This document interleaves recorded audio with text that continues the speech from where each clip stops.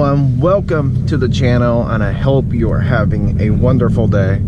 My name is Lue, and I will be talking about why I bought a 2018 Mustang GT and why I chose this vehicle.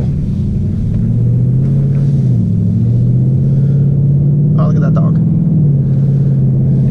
So, for those of you who don't know, I work at a BMW dealership, and I have been at a BMW dealership for about 2 years. I've been in the car industry for about 2.5 years. I started off with Volkswagen, Volvo, and Porsche, mainly with Volkswagen and Volvo, and I transitioned over to BMW in about 6 or 7 months of working there. And you know, for a lot of people that I know, at least,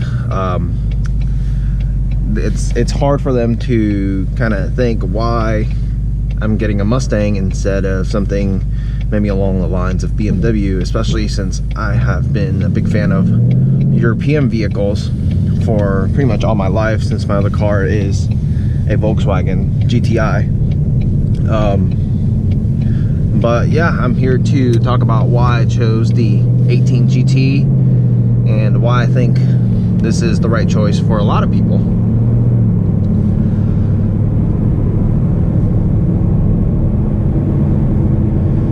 So my other vehicle, it is a 2013 Volkswagen GTI, and I've had that car since it was new about 6 years ago. It's coming up onto 7 years, and I've had a lot of fun driving that car. But the performance is, you know, it's a fun car, it's a small car, but it's just not quite quick enough. So I've been looking actually for the past 2 years for a new car, and you know, when you're looking for a car, you're not ready to make a purchase, you're kind of just all over the place. Well, at least I was. So I was thinking maybe I'll get a used M4, especially at a dealer price where they can find it at the auction for me. But that plan kind of fell through. I made a transition to another city, so my pay was not exactly the same as it was before.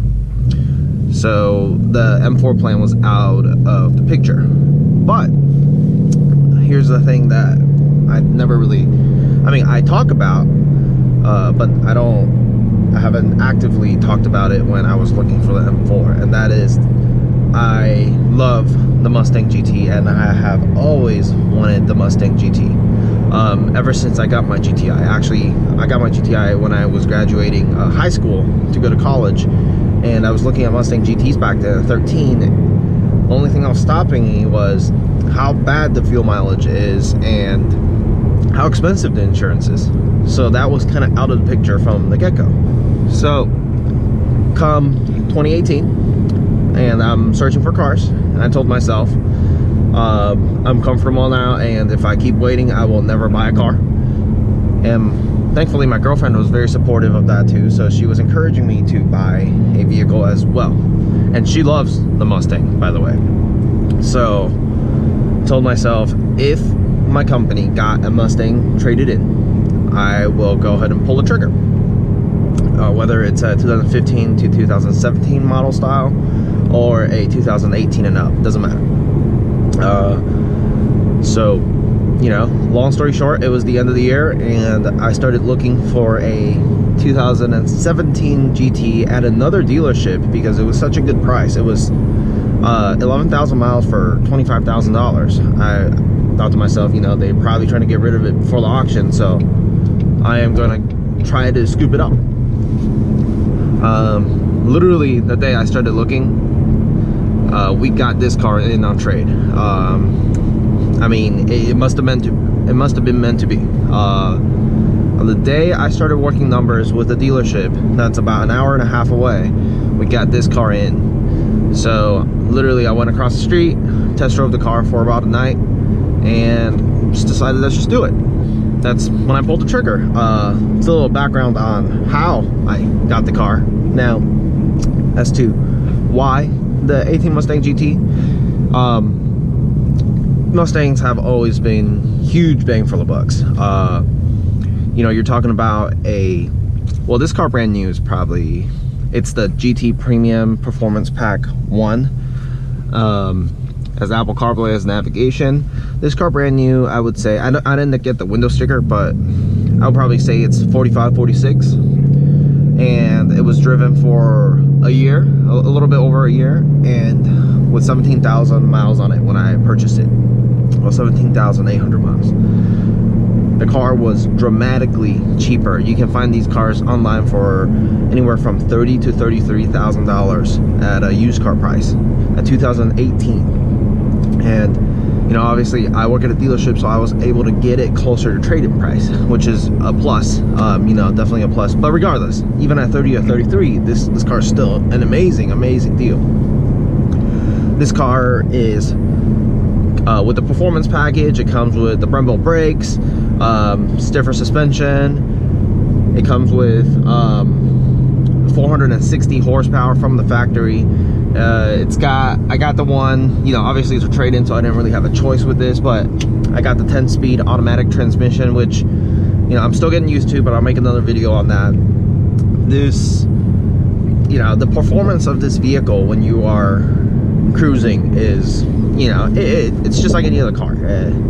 It just chugs along. But when you are wide open throttle in this car, the 10-speed really shines. It slams you into the next gear. You know, in some DCT cars, I've been around them for a long time, and the 8-speed automatics, you can feel the car lurch into the next gear, which is awesome. In this car, you can feel the same thing, except sometimes it's even smoother. It just slams you into the next gear. You don't feel a shift. You just, the acceleration is just consistent throughout the whole power band.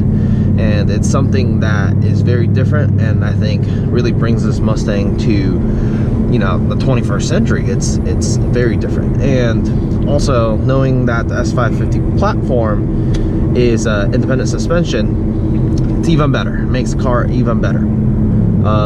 The chassis, everyone's talked about how good the chassis is, and it really it is. The vehicle stays planted. The vehicle has pretty good steering feel, not as nimble as it can be, but also this car is 4,800, sorry, not 4,800 pounds. It just shows how heavy I think this car is. It is 3,800 pounds.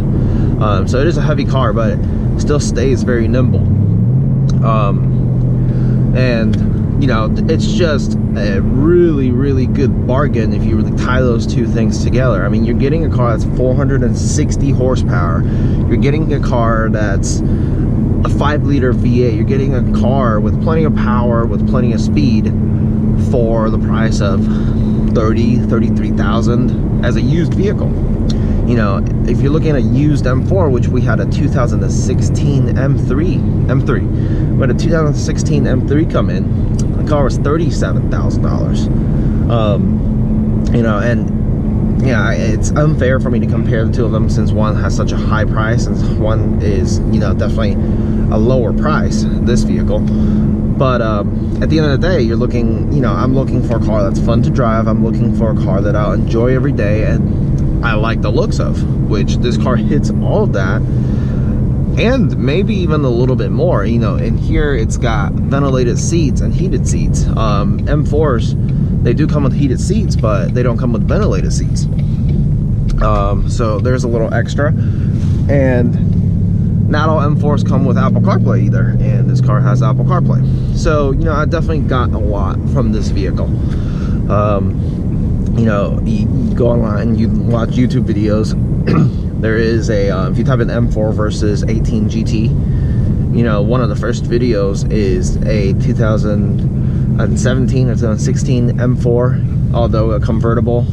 It is still an M4 versus a 18 GT, and you can see the GT has a slight edge over it. It kind of just slowly pulls away, very little by little. So, you know, it is a quick car, and for the price, I think it's really hard to beat, which is exactly why I think this is a wonderful car for anyone who's looking to purchase a performance car on a quote-unquote budget compared to other vehicles.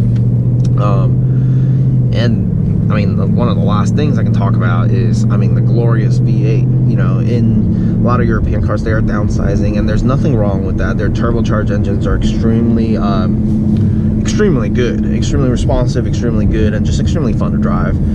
And I'm actually a big fan of how the M3 M4 sound, but the V8 is just very hard to beat. This car has remote start, so I can actually hear my car outside. I can warm up that car, and it is just nice every day walking out to your car, and that really loud rumble starts your day off. And every time you get on it, it sounds beautiful, and it's just glorious how nice the V8 sounds, especially in the performance package that I have here. But yeah, those are some of the reasons why I got this vehicle. And you know, I'm definitely gonna make videos about the 10-speed. I'm gonna compare the 10-speed to the European automatic transmissions and the European dual clutch transmissions. Some of you are probably telling me, oh, you can't compare them, it's no comparison. Well, you know, they both have pros and cons, I believe, and I think everything has its pros and cons. But I'm also gonna make videos about comparing this car specifically to, as I've done a lot with this video, the M3 M4 line and some of the other BMW performance lineups. So stay tuned for those videos, and if you liked it, if you like this style of videos, please subscribe and support me. It would really help me out and help me grow my channel. Thank you so much for watching, and have a great rest of your day.